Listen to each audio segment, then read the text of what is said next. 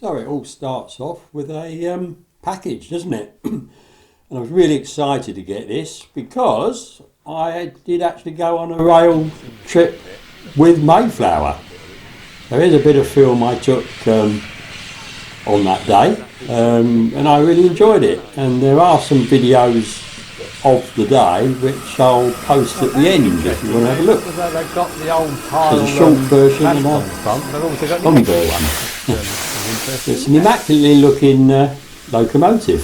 Really well turned out by its owner, who was on the footplate.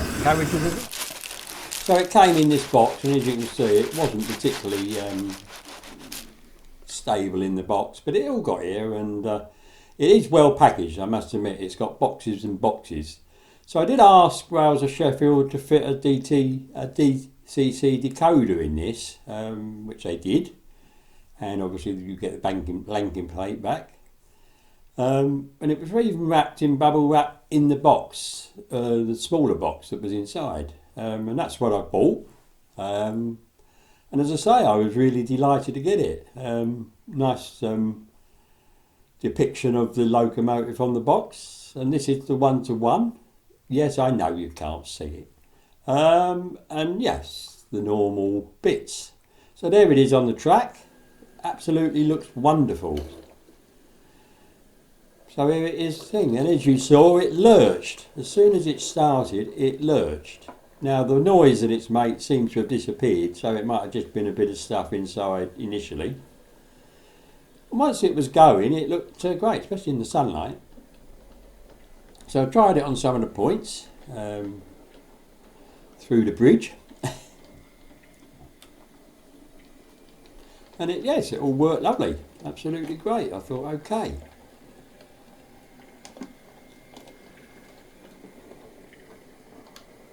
So as you can see, the detail is absolutely marvellous. It's a really, really nice model. I really do like it. And they even do look like metal. And, you know, I'm not going to do a full, what's the name on this, because there's been a few on it. Not many, actually, but whatever. So there we are, that's the other side. And, you know, the cab detail up to standard, really. So this is what I sent a bit to Wales of Sheffield. Now, this is upstairs in the loft, and I'd run it in.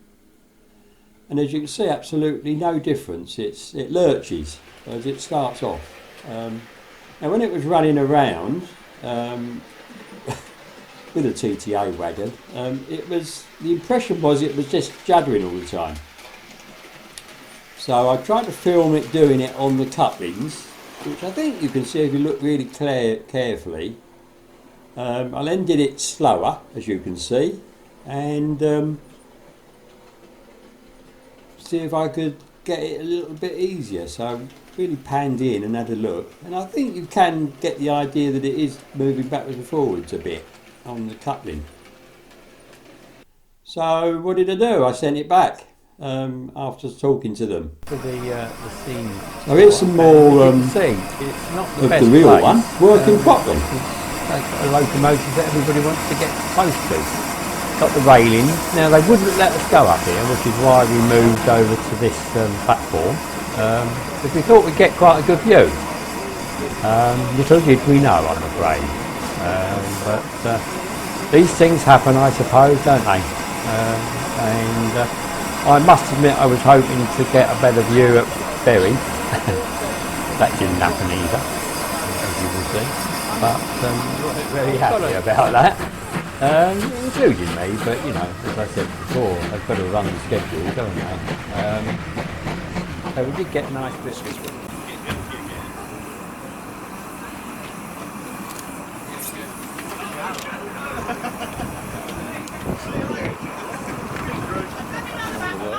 Well, everybody, as you saw, in the end I had to send the Mayflower back to Wales of Sheffield, and it was nice that the real Mayflower worked. So what happened? Well, I'm very unhappy to say that Wales of Sheffield could not, as they said, get it to run properly. I don't think any locomotive in this day and age, in 2025, should not be able to pull away smoothly. Um, so, with a heavy heart, because I really do want this model, I declined it. And to be fair to Rosa Sheffield, they're very nice about it. They refunded all my money, and they also sent back my memory stick that I sent them. Um, so yeah, they can't do it. So where am I going forward? I'm going to try another um, retailer um, who do actually offer a sound fitting service, which Wales and Sheffield don't, um, and see if I can get any joy that way. But I really would like this model, but I'm not going to have it starting off like that. I don't think we should have to put up with that. And if this happens on all um, this model, I would go so far as to say it's not fit for um, release. Really, it should be sorted. Anyway, I'm hoping that I can get one of these models because I really do want it, as you can understand, and it'll be a nice model to have in the collection because it's a super model. Yeah, but you want it to work, don't you, properly? So, cheers everybody. Let's go on and have a look what I've done on the end to end. And don't, I haven't done an awful lot, I must admit, but never mind. Cheers. So just before we go to see, this was sent back really fast. It even arrived on Easter Sunday. Amazing. It was just wrapped up, and there's my stick. So yeah, it's a shame. So yes, the end to end. Now I'm only going to do this in photos, I'm afraid. But I did have a programming track there, if you remember. So I've actually fixed it down, put some soldered feeders at the end, painted it out with just the acrylic paint. Because it has warmed up a bit, it's 24.5. And I've got this static glass set, haven't I, that I bought, which is, it's not like the proper stuff, but I had a go at it after putting some white on the steepers so they didn't look pristine. And yeah, I think it worked all right. And what I did is I used some of this hairspray to do different layers. And I used some of these strips that I cut to funny shapes, and I did along the platform part of the layout between the rails, really. Which yes, it made me look a bit like Wimbledon, but never mind. So that's what I did, and the masking tape was obviously to protect the tufts from any more stuff going on, or not too much going on. So I don't know what you think of it. I mean, it's not right, and it looks like it's been cut and then they've left the cuttings there. But it's possible they would cut it there because it could get, especially with steam locos, we get a fire. And I even weathered my forklift a bit, only with acrylic, diluted acrylic. So this always looked a bit too funny colour, really. So I've darkened that out. Darkened out the cable trunkings a bit more. And remember, I'm new at all this, so I'm not experienced really at all. And I even made the whole of the concrete to the engine shed look more realistic, I suppose. So we had another parcel. What was this about?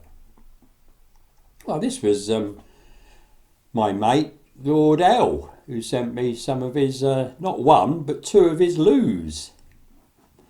So there's where the first one's going to go, and I will paint it. And the second one, I thought we got the country park, nowhere to have a wee, so it'll go there. So I'll paint them differently. And I even did have one that I made earlier by the engine shed there, which will stay. And then I had another package through. Where was this from? Again, Lord L. I can't thank him enough. He sent me one of his figures, him. So there he is, down by his loo. So really thankful for you. Thank you, sir. So to finish, let's go and have a look at more of my rail tour that I went on. I really enjoyed it. Making some nice noise because it's coming out that steep hill, isn't it?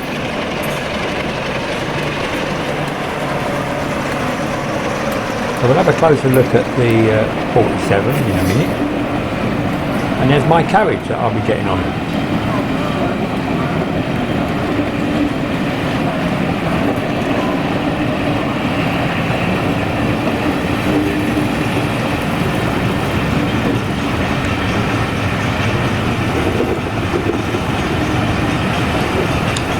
And I must say that Mayflower in this shot sounded like a bag of nails. I just like the big ends are going on it if it was a car. I suppose it just wasn't doing any steam in the cylinders. You could hear them going backwards and forwards. But there we are. I went back into the station, stopped exactly the same place as in the morning, so we couldn't get it.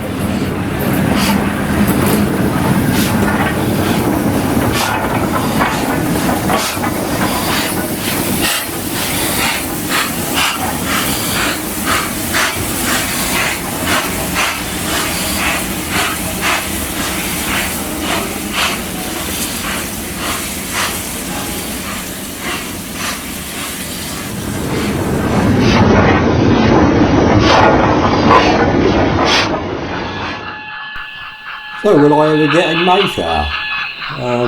Watch this space.